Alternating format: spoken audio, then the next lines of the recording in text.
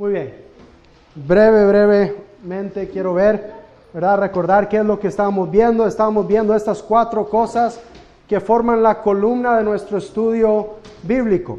Estamos viendo, ¿verdad? El observar. En el observar estamos viendo que hay que aprender a escuchar y a mirar, viendo los detalles, viendo las palabras, qué significa cada una, haciendo preguntas de la palabra. Luego entender las cosas, qué es lo que significa lo que acabamos de leer, lo que acabamos de observar. Luego, qué es lo que se relaciona lo que acabamos de ver, ¿verdad?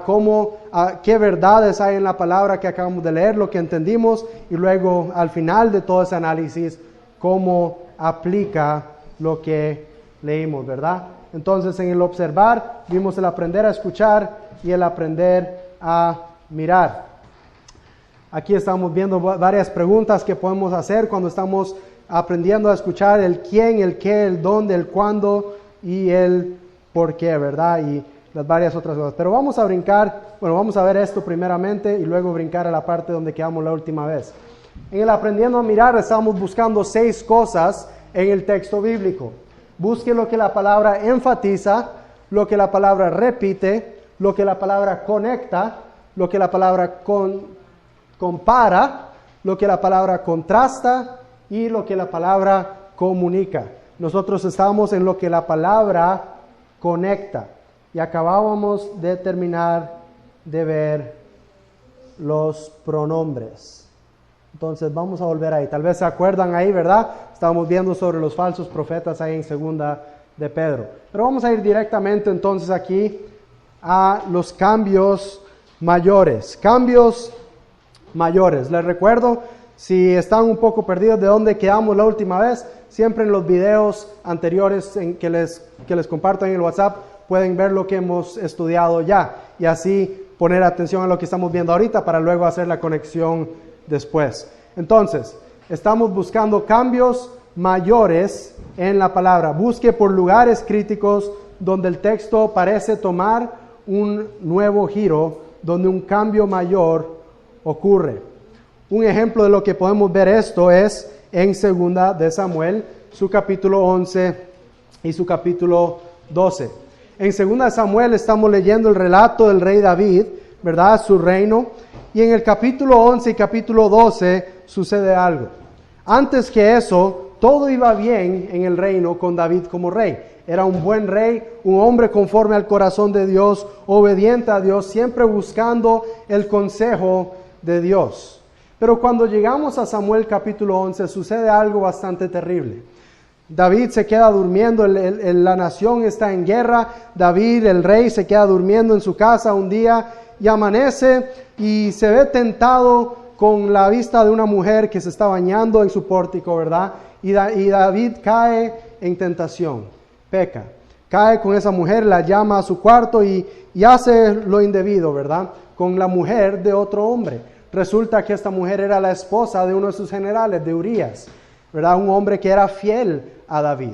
Y David queriendo encubrir su pecado porque la mujer había quedado embarazada, David lo que hace es mandar al esposo de ella al frente de la línea del ejército para que muera en batalla. Entonces, a pesar de haber cometido ya adulterio, ahora comete también homicidio.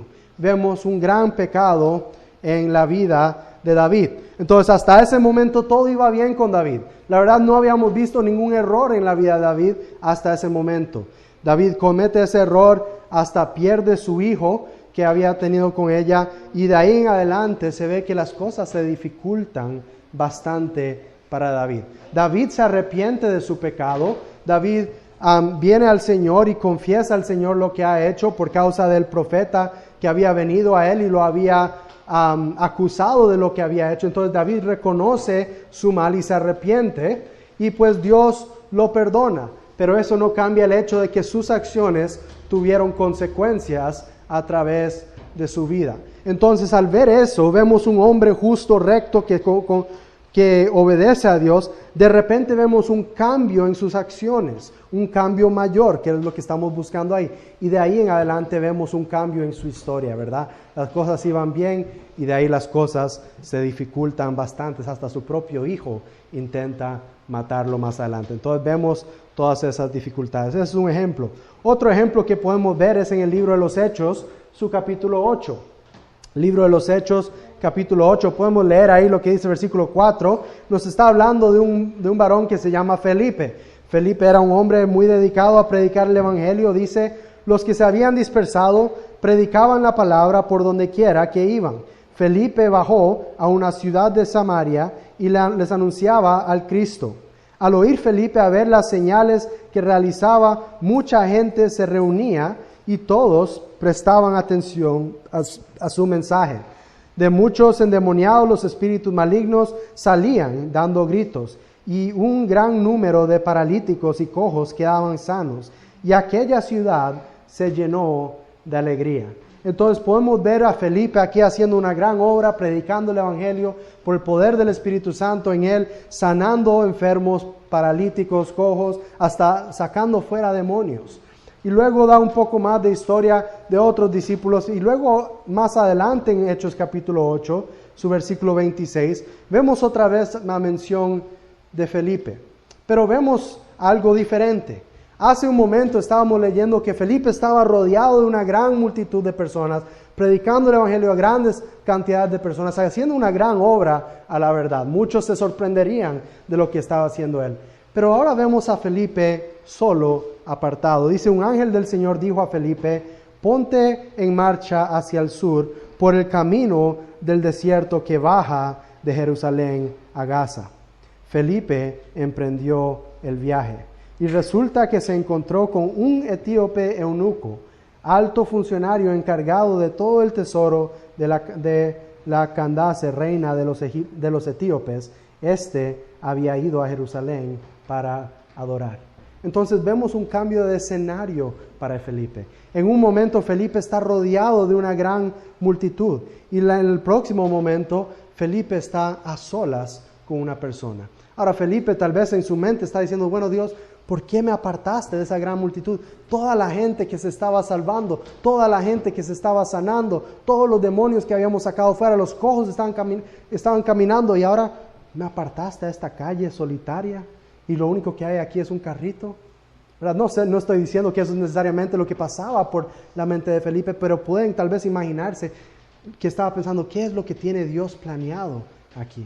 Entonces se acerca Felipe al carro y el resto de la historia cuenta cómo Felipe evangeliza a este etíope, ¿verdad? Este etíope acepta a Cristo, se bautiza y sigue en su camino y otra vez el Espíritu se lleva a Felipe a otro lugar. Pero podemos ver entonces aquí el carácter de Dios. Dios no es solamente alguien que está más interesado en las grandes multitudes y deja a un lado a los pocos.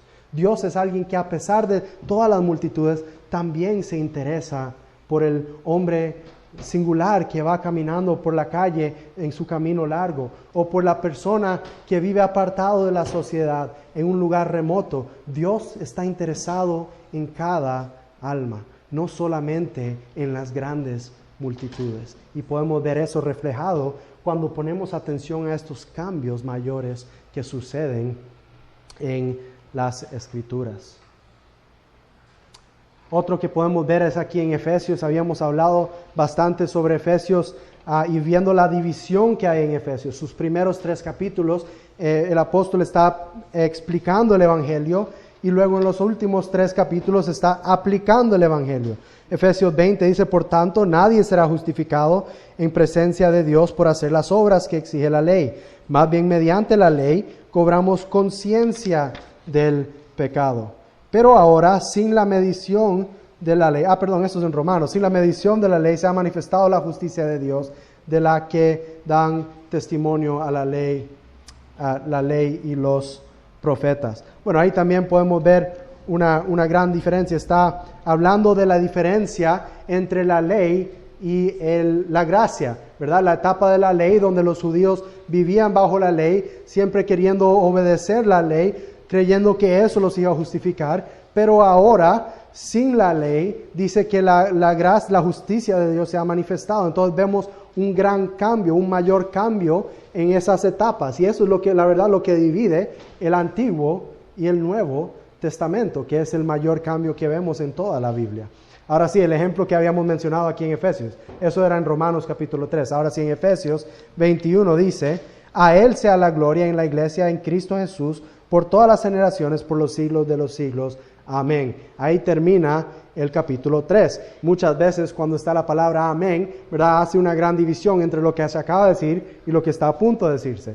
Pero hasta ese momento Pablo estaba predicando, estaba compartiendo con los efesios, explicándoles el evangelio. Y de aquí en adelante ahora él les va a explicar cómo aplicar esa verdad a su vida. Dice, por eso, ¿verdad?, palabras conectoras, haciendo saber que lo que acabamos de escuchar tiene algo que ver con lo que viene. Yo, que estoy preso por la causa del Señor, les ruego que vivan de una manera digna del llamamiento que han recibido, ¿verdad? Entonces vemos aquí que ahora Pablo los está llamando a una vida nueva. Les ha explicado cómo recibir la vida nueva y ahora les está explicando cómo poner en práctica esa vida nueva. Muy bien. Número 4 dice, busque lo que la palabra compara. ¿Acaso el autor compara ciertos elementos, ideas e individuos? Estamos buscando la comparación entre una o dos cosas en un texto.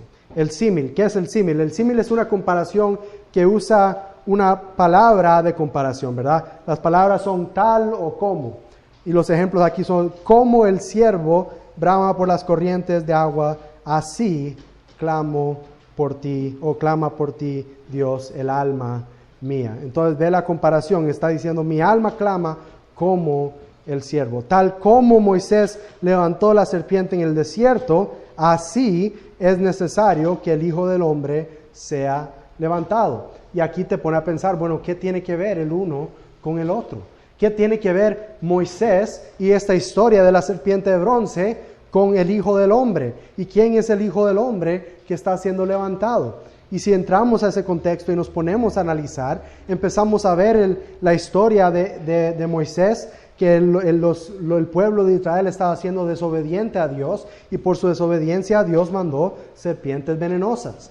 Y las serpientes mordían a los hombres y dice que ellos estaban muriendo. Entonces clamaban a Moisés y a Dios diciendo, ¿por qué has hecho eso? Por favor, sálvanos.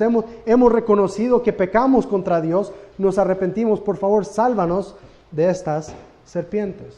Entonces Dios le dice a Moisés, mira, levanta la serpiente sobre el asta y cualquiera que fuere mordido y mirare a la serpiente será salvo, no morirá por causa del veneno. De la misma manera Jesús está haciendo aquí una comparación y cuando analizamos el pasaje nos damos cuenta que el veneno es una imagen del pecado.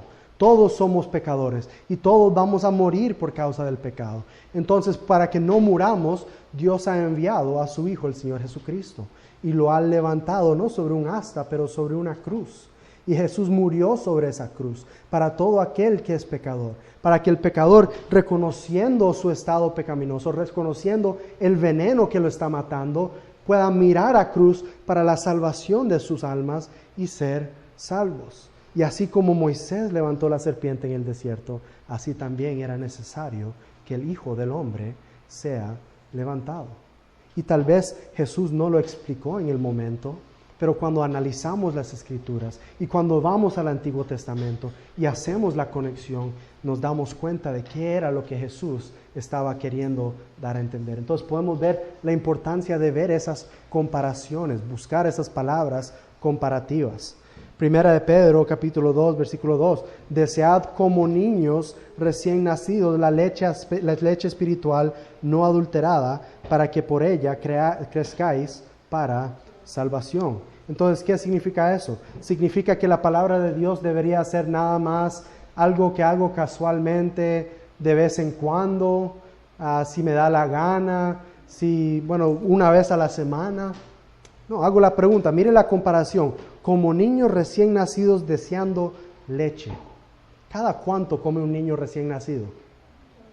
Casi que cada hora, 2 horas, ¿verdad? Máximo dicen no dejarlos pasar de 3 horas sin darles de comer. Necesitan comida, quieren comida. Si no tienen comida, lloran. lo desean, lo anhelan. Y dice, así deseen ustedes la leche de la palabra. Que su alimento espiritual no sea algo casual, que tenga tanta importancia o más importancia como tu alimento físico. Si tú comes 3 veces al día, alimenta tu espíritu igual o más durante el día, porque espiritualmente necesitas de la palabra. No puedes vivir apartado de Dios. Los que viven apartados de Dios son los que terminan en la ruina, son los que terminan en un lugar donde estarán separados de Dios por toda la eternidad. Por tanto, deseen la palabra. No se conformen con venir aquí 2, 3 veces a la semana, en sus casas, cada mañana, en su almuerzo, en la noche, antes de dormir. Busquen tiempo para pasar con Dios, que ese sea tu anhelo, como un niño recién nacido deseando la leche de su madre, ¿verdad? Eso es un símil. Un símil es lo que usa esas palabras comparativas. Una metáfora es similar al símil, solo que no usa la palabra comparativa. Un ejemplo, Jesús dice en Juan capítulo 15, yo soy la vid, vosotros los pámpanos. No dice yo soy como una vid y vosotros como un pámpano, ¿verdad? Esa es la diferencia entre un símil y una metáfora. Pero vemos aquí una comparación. Jesús se compara a una vid, nos compara a nosotros a ramas. ¿Y por qué es importante esta comparación? ¿Qué pasa si le cortas una rama a un árbol? ¿La rama sigue viva? No, la rama muere. Si cortas la rama de un árbol, ¿puede dar fruto? No puede dar fruto, no tiene vida en sí. Esa rama, sin el resto del árbol, sin las raíces, sin el tronco, sin Cristo, no somos nada. No tenemos vida espiritual, no podemos dar fruto para Dios. Necesitamos de Cristo. Y Él dice, el que permanece en mí, este lleva muchos frutos, porque separados de mí nada podéis hacer. Entonces vemos la importancia de esa metáfora, de esa comparación. En Santiago capítulo 3, su versículo 3 al 6, dice, cuando ponemos freno en la boca de los caballos para que nos obedezcan, podemos controlar todo el animal. Fíjense también en los barcos. A pesar de ser tan grandes y de ser impulsados por fuertes vientos, se gobiernan por un pequeño timón a voluntad del piloto. Así también la lengua es un miembro muy pequeño del cuerpo, pero hace alarde de grandes hazañas. Imagínense qué gran bosque se incendia con tan pequeña chispa.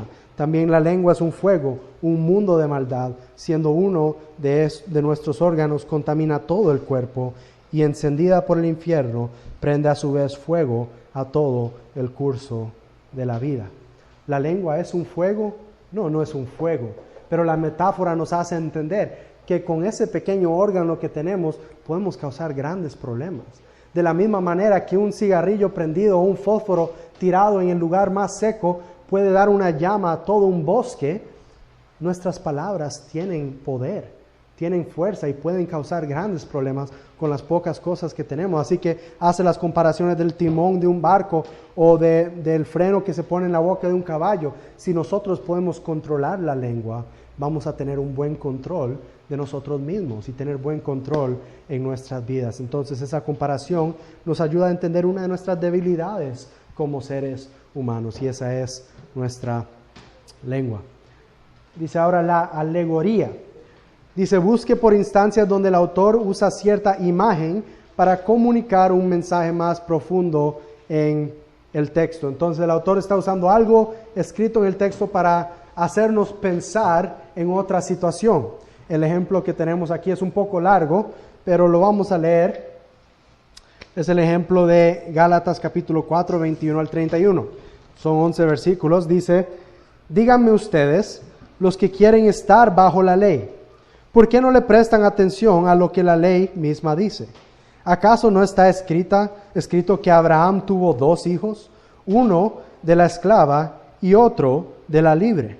El de la esclava nació por decisión humana, pero el de la libre nació en cumplimiento de una promesa.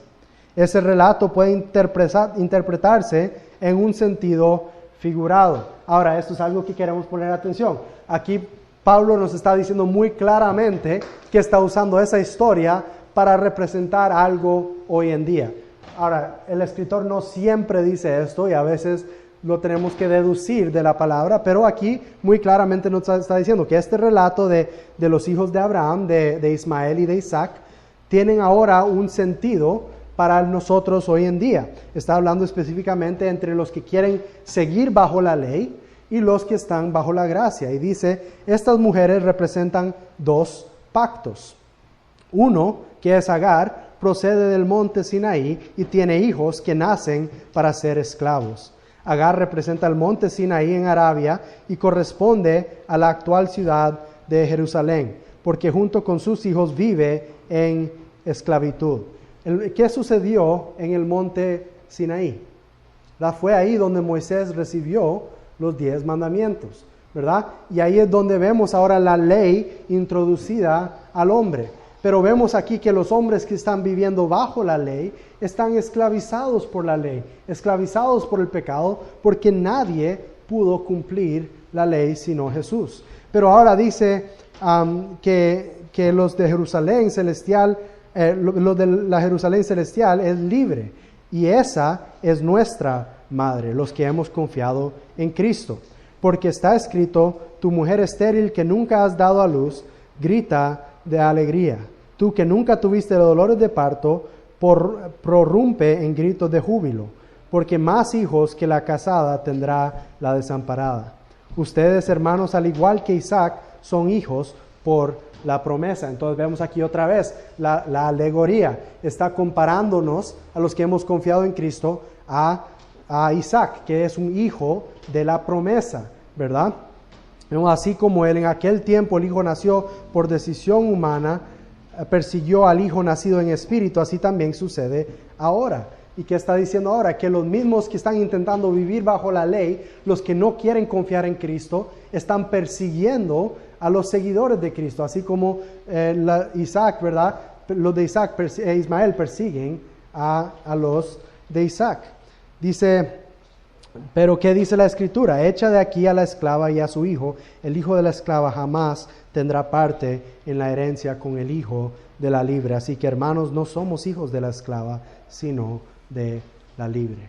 Y aquí el apóstol está haciendo la diferencia entre los dos pactos, los dos testamentos. El Antiguo Testamento, donde la humanidad estaba esclavizada por la ley, y el Nuevo Testamento, donde ahora estamos bajo la gracia, donde ya no dependemos de la ley para nuestra justificación, pero nuestra justificación viene de Cristo, en quien la ley se ha cumplido, ¿verdad? Entonces vemos ahí cómo esa historia de Agar y Sarai se compara con el tiempo moderno y la situación en la que estamos hoy en día. Otra comparación que podemos ver es un tipo. Un tipo es una figura en el Antiguo Testamento que representa una figura en el Nuevo Testamento. La mayoría de las veces hablando de Cristo o algo, pero muchas veces cualquier cosa del Antiguo que representa algo del futuro. Eso es lo que es un tipo. En Romanos capítulo 5, versículo 14, vemos que dice esto: sin embargo, desde Adán hasta Moisés, la muerte reinó incluso sobre los que no pecaron, quebrantando un mandato, como lo hizo Adán, quien es figura de aquel que había de venir. ¿Quién es el que había de venir? Jesús. Entonces nos dice que Adán es la figura de Jesús que había de venir.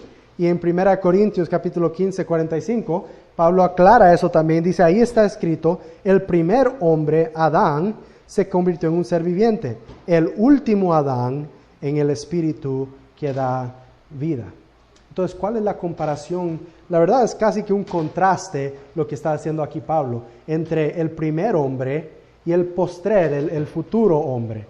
Adán debía haber sido un hombre perfecto. Fue puesta en todas las condiciones perfectas. Adán fue puesto en el huerto del Edén, tenía comunión con Dios, fue dada a su esposa, fue dado la palabra de Dios. Dios dijo, de todos los árboles podéis comer, excepto de este árbol. Fue dado el mandamiento de cuidar la tierra, de multiplicar. Adán tenía todas las circunstancias para vivir una vida perfecta. Pero Adán decidió desobedecer. y por su desobediencia mostró ser imperfecto. Y por su imperfección el pecado entró a todos los hombres, y de ahí en adelante todos los hombres pecaron. Pero el postrer Adán, quien es Jesús, viniendo a este mundo, siendo tentado por el diablo, mostró ser perfecto, sin pecado. El verdadero hombre, aquel que pudo cumplir con las expectativas de Dios y por ende salvarnos de nuestro pecado, y el que es digno de reinar sobre el reino de los cielos por todos los siglos. Entonces Él es el que nos vino a mostrar cuál era el deseo de Dios desde el comienzo, y lo vemos cumplido en Cristo. Entonces vemos esa comparación de un tipo. Adán era un tipo de Cristo.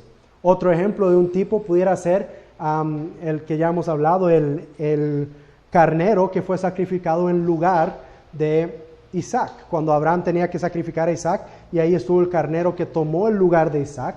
Ese carnero era un tipo de Jesús también.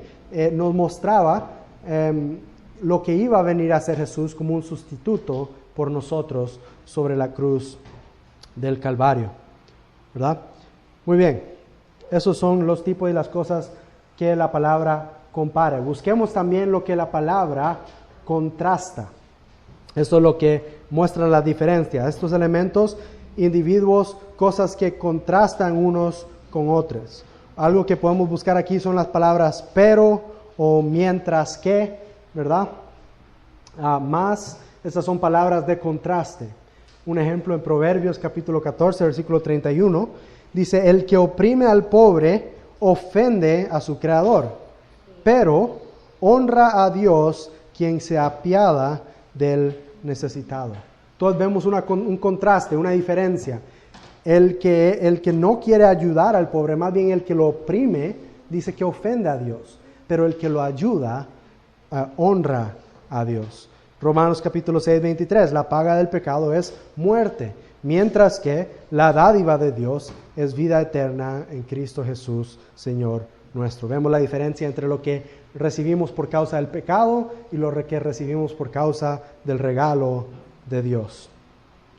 Dice también, busque metáforas contrastantes, busque contrastes implícitos entre dos cosas.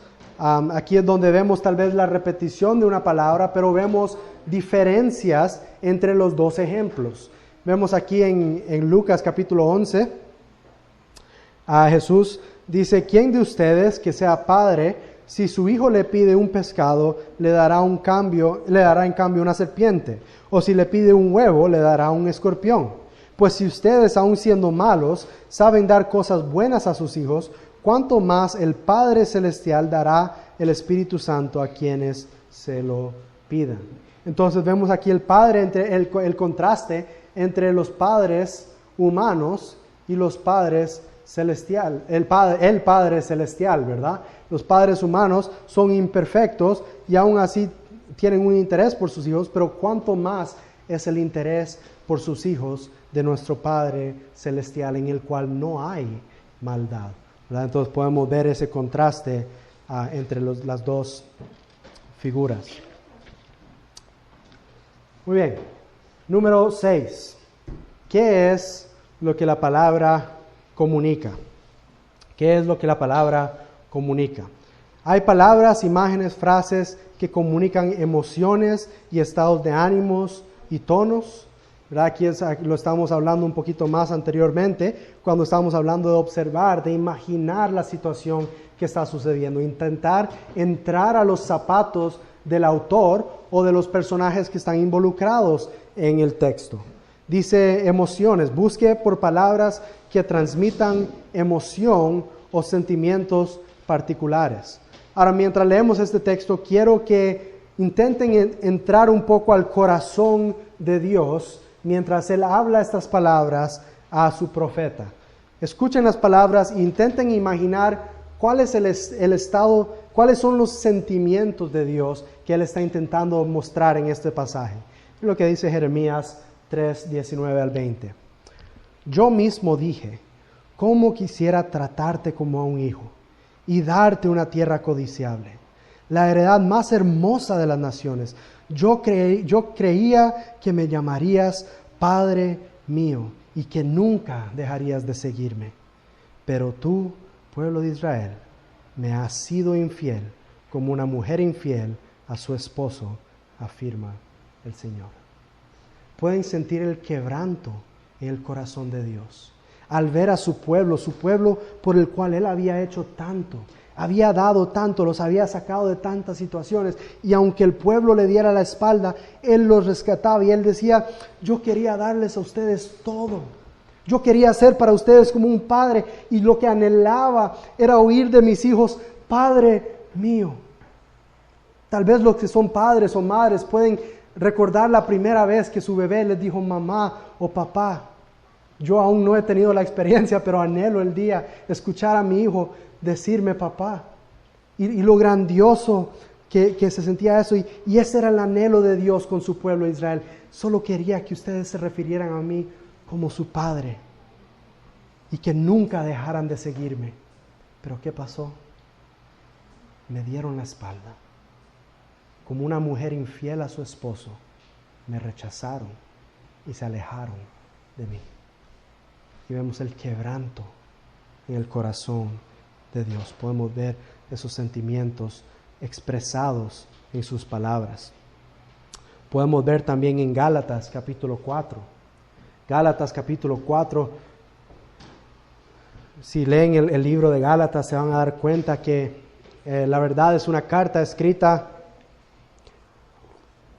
para hacer un poco de corrección a los cristianos que se estaban congregando ahí en Gálatas, ¿verdad? Y dice, en Galacia, perdón. Dice Gálatas capítulo 4, 12 al 16. Recuerden, busquen esas palabras que transmiten sentimiento, emoción. Dice: hermanos, yo me he identificado con ustedes. Les suplico que ahora se identifiquen conmigo.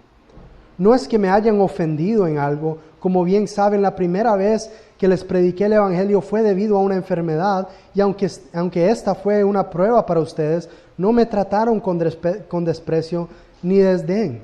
Al contrario, me recibieron como a un ángel de Dios, como si tratara de Cristo Jesús. Pues bien, ¿qué pasó con todo ese entusiasmo? Me consta que, de haberles sido posible, se habrían sacado los ojos para dármelas. Y ahora resulta que por decirles la verdad me he vuelto su enemigo. Pablo está recordando un tiempo donde con los hermanos de Galacia había una comunión íntima, donde estos hermanos harían lo que fuera necesario por el bien de Pablo, y ahora más bien están reclamando contra él, están tratándolo como si fuera un enemigo, y Pablo en su corazón dice: ¿qué pasó? ¿Qué pasó con nuestra relación? Éramos tan cercanos, ustedes hubieran sacrificado partes de su cuerpo para salvarme a mí, y ahora me desprecian como si yo fuera un enemigo. ¿Y por qué? Porque les dije la verdad. ¿Qué pasó? Dice Pablo. Se ve evidente el amor que Pablo tiene para ellos y que había de ellos para Pablo anteriormente. Y ahora vemos el dolor que siente Pablo al sentirse traicionado por ellos. Otro ejemplo que hemos visto en el pasado es Abraham e Isaac en Génesis, cuando Abraham va con su hijo para sacrificarlo, y sabiendo que Dios le ha pedido sacrificar a su propio hijo, qué sentimientos estaban pasando por el corazón de Abraham al considerar lo que estaba a punto de hacerle a su único hijo. Qué sentimientos pasaban por la mente de Isaac cuando se dio cuenta que él iba a hacer el sacrificio. Y que aunque él no resistió, se dejó atar y poner sobre el altar, la mirada que tenía ese padre y ese hijo, su última mirada antes de que ese cuchillo estuviera a punto de entrar al pecho de su hijo. Qué emoción cuando el ángel detuvo a Abraham. Abraham, no pongas manos sobre tus hijos. Yo me imagino a Abraham tirando ese cuchillo a un lado, alabando a Dios por su misericordia, viendo el carnero que Dios ha provisto. Me imagino desatando rápidamente a su hijo y abrazándolo. Hijo, gracias a Dios que no tuve que hacer eso. Imagínense las emociones que pasaban por los corazones de ellos en esos pasajes. El estado anímico también podemos ver, el estado anímico del autor. Busque por evidencias del comportamiento del autor mientras él escribe. Filipenses capítulo 4, su versículo 4 es un ejemplo aquí. Miren las palabras del apóstol Pablo dice, regocíjense en el Señor siempre. Otra vez les digo, regocíjense. Ahora, son palabras bastante sencillas, pero cuando nos damos cuenta cuál es el estado de Pablo en ese tiempo, Pablo está encadenado, está encarcelado. Él ha sido latigado, ha sido abofeteado, ha sido tirado a la cárcel por causa de su fe. Y si leen el libro de Filipenses, vemos que tiene un tono bastante positivo. Pablo está animando a los filipenses, diciéndoles, miren, gócense en su sufrimiento. Y cuando piensen en que yo estoy sufriendo, tengan gozo, porque por mi sufrimiento el evangelio ha salido. Y vemos el estado anímico de Pablo. Él está gozoso a pesar de sus cadenas, a pesar de sus laceraciones en su espalda, a pesar de toda la situación. Él está gozoso y lo podemos ver en sus palabras. Vemos el tono también de una escritura. Busque los términos emocionales y los estados de ánimo, y entonces observe el tono general. Entonces, viéndolos lo que acabamos de ver, podemos ver más o menos el tono del pasaje completo. Vamos a ver el ejemplo aquí en Lamentaciones 3, 1 al 6. Pues con solo el nombre del libro pueden imaginarse el tono del libro. Lamentaciones, ¿verdad? Es un libro triste, un libro de dolor. Pero lo podemos ver reflejado en las palabras y podemos ver el tono del libro en las palabras. Miren Lamentaciones 3, 1 al 6. Dice, yo soy aquel que ha sufrido la aflicción bajo la vara de su ira. Me ha echado a andar en las tinieblas, me he apartado de la luz. Una y otra vez y a todas horas su mano se ha vuelto contra mí. Me ha marchitado la carne y la piel, me ha quebrantado los huesos, me ha tenido un cerco de amargura y tribulaciones. Me obliga a vivir en las tinieblas, como los que hace tiempo murieron. Podemos ver, casi que imaginarnos una oscuridad sobre el autor, casi que está en una esquina llorando mientras escribe o mientras recita estas cosas. Está sufriendo amargamente, ha sufrido dolor físico, dolor emocional, traición, y hasta se ha sentido apartado de Dios. Podemos ver todo esto reflejado en su manera de hablar, las palabras que usa. Veamos Mateo capítulo 23, versículo 33 al 35. Estas son palabras de Jesús. Ahora quiero que se imaginen cómo era el rostro de Jesús cuando decía esto. Yo me hablo de su expresión, ¿verdad? ¿Cuál era la expresión de su boca, sus ojos, sus cejas, en qué dirección iban? ¿Estaba feliz? ¿Estaba diciendo esto gozosamente? ¿O estaba un poco enfurecido con los que estaban hablando? Miren lo que dicen, miren las palabras. Serpientes, camada de víboras. Primero que todo, ¿son palabras agradables o palabras ofensivas? Ofensivas. ¿Creen que Jesús estaba diciendo esto con una sonrisa?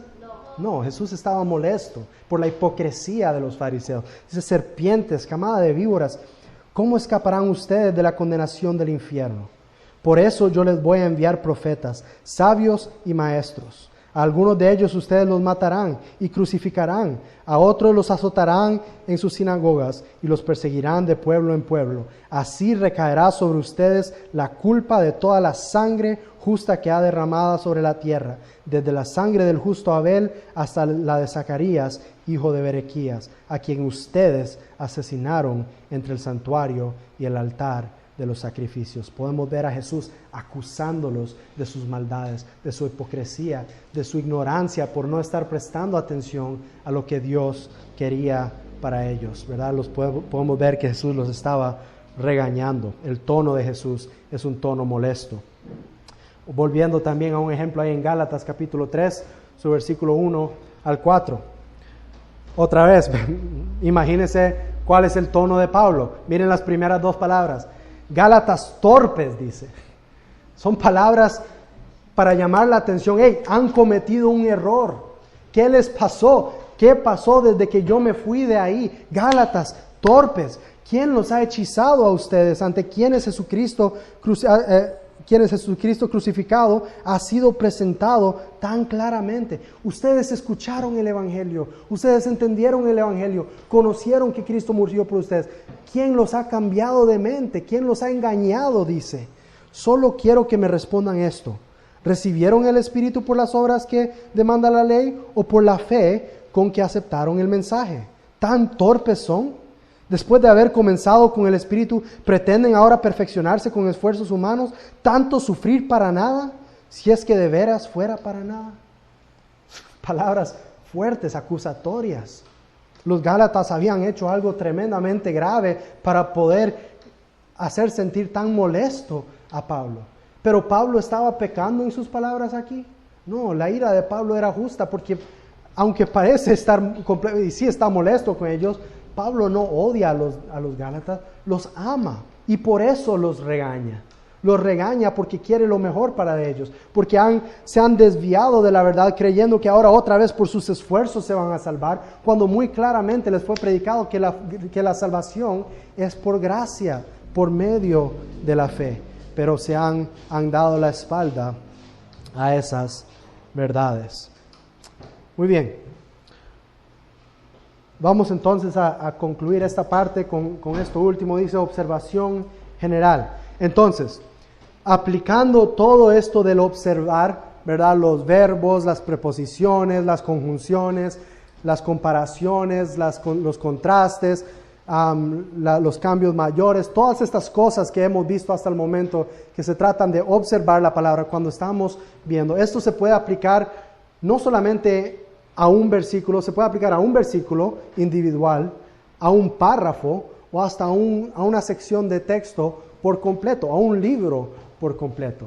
Entonces no solamente lo apliquen verso por verso, pero analicen la situación. ¿Cuál es el contexto? ¿Será que tengo que ver más allá de solo un versículo? Tengo que analizar los versículos antes y después de lo que quiero analizar. Analizar el párrafo por completo, observar el libro por completo.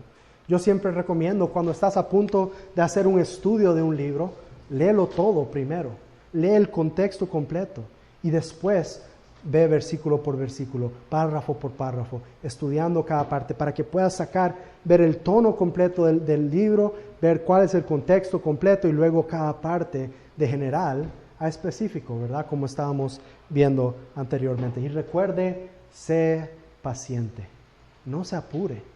Esto no es una carrera a ver quién termina de leer la Biblia primero. Estudiar la Biblia es algo que toma tiempo, toma paciencia. Un versículo nada más puede tener una cantidad de verdades que te pudieras llenar media hora, una hora con un solo versículo, y lo vamos a ver con este ejemplo aquí. Miren Hechos capítulo 1, versículo 8, y con esto terminamos. Hechos capítulo 1, versículo 8, dice: pero cuando venga el Espíritu Santo sobre ustedes, recibirán poder y serán mis testigos tanto en Jerusalén como en toda Judea y Samaria y hasta los confines de la tierra. Hechos capítulo 1, versículo 8. ¿Qué es lo primero que podemos darnos cuenta de este versículo? ¿Ah? ¿Qué dice? ¿Qué es lo primero que nos podemos dar cuenta? ¿Ah? Venga, excelente, es un buen punto ahí. Venga, ¿verdad? Cuando venga el Espíritu Santo es una palabra de acción. Estábamos viendo los verbos anteriormente. Venga. Otra cosa que podemos ver es el pero al comienzo. ¿Qué significa pero? Pero es una palabra de conexión. Indica que algo que se acaba de decir tiene relevancia con lo que estamos viendo ahorita. Y en Hechos capítulo 1, versículos 1 al 7, vemos aquí cómo Jesús es guiado por el Espíritu Santo y está guiando a sus discípulos, está mostrándole a sus discípulos qué es lo que han de hacer. Entonces está hablando de cómo Jesús fue guiado por el Espíritu, pero cuando venga el Espíritu sobre ustedes, recibirán poder y serán mis testigos tanto en Jerusalén como en toda Judea y Samaria y hasta los confines de la tierra. Entonces vemos algo aquí. Primero estábamos viendo cómo Jesús era guiado por el Espíritu, pero ahora vemos también un cambio mayor.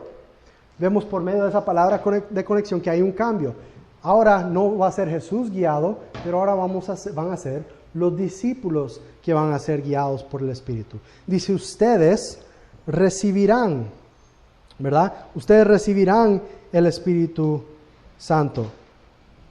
No solamente está hablando aquí de los grandes predicadores, de los profetas, de los apóstoles, de los discípulos de Jesús. Está hablando de todos los que confían en Cristo. Esa era parte de la promesa, que todo aquel que confiara en Jesús recibiría el Espíritu Santo. Entonces podemos ver ese cambio. Ya no es Jesús el que, obviamente Jesús es el que hace la obra por medio de los discípulos, por los que lo siguen, pero ahora somos nosotros, por el poder de Él y por el poder del Espíritu Santo, que vamos a estar obrando. Dice, recibirán. Por eso podemos ver que es algo en el futuro, cuando le está hablando a ellos. Ellos tenían que esperar para recibir el Espíritu Santo, hasta el día de Pentecostés, ¿verdad? Nosotros ya no estamos esperando. Nosotros, los que hemos confiado en Cristo, ya hemos recibido el Espíritu Santo. Y si alguien no ha recibido el Espíritu es porque aún no ha confiado en Cristo. Es lo que nos dice la palabra en Efesios capítulo 1, que los que recibimos la palabra, lo oímos y lo recibimos como sello el Espíritu Santo que mora en nosotros. Entonces ellos esperaban, nosotros ya no esperamos. Recibir también implica, entonces miren todo lo que podemos sacar, solo la palabra recibir. Recibir implica aceptar, no ganar, ¿verdad? No es que nosotros vamos a merecernos el Espíritu Santo, sino que lo recibimos como un regalo. No lo buscamos, Él viene a nosotros como un regalo dado por Dios. Otra cosa que podemos, hay varias cosas y vamos a ver más en este mismo versículo más adelante, pero vemos aquí, dice, recibirán poder y serán mis testigos tanto en Jerusalén como en toda Judea y Samaria y hasta los confines de la tierra. Note que no dice toda Judea o Samaria o todos los confines de la tierra. Está mandándolo a todos los lugares. El mandamiento es llevar el evangelio a todo el mundo. Nosotros no tenemos el privilegio de escoger dónde queremos llevar el evangelio. Tenemos la obligación de llevarlo a todos lados, de predicar a Cristo a todos los que nos encontremos y llevarlo más allá a los confines de la tierra, ¿verdad? Entonces, podemos ver las muchas cosas que sacamos solo analizando creo que 1, 2 y 3 palabras en este versículo 8. Más adelante, como les mencioné, cuando ya empecemos a ver las otras partes, vamos a ver más sobre este versículo y cómo habla tanto para nosotros hoy en día. Pero con eso dicho, antes de pasar a lo que es entender su hogar, vamos a terminar ahí por hoy, como ya son las 8, y empezaremos ese nuevo tema ya la próxima semana. Y ahí les tendré las hojas para eso también.